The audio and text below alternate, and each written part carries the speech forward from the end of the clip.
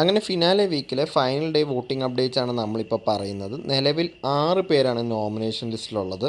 ഈ നോമിനേഷൻ ലിസ്റ്റിൽ ഫസ്റ്റ് നിൽക്കുന്നത് നമ്മുടെ അനുമോൾ തന്നെയാണ്. 1,47,262 വോട്ടുകളുമായിട്ട് അനുമോൾ തന്നെയാണ് ഇപ്പോഴും ഫസ്റ്റ് നിൽക്കുന്നത്.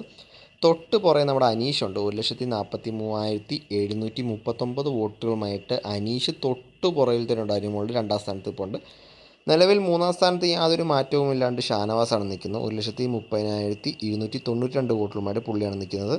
നാലാം സ്ഥാനത്ത് ഇപ്പോൾ വന്നിരിക്കുന്നത് നെവിനാണ്. 1,14,265 വോട്ടുകളുമായിട്ട് നെവിനാണ് നിൽക്കുന്നത്.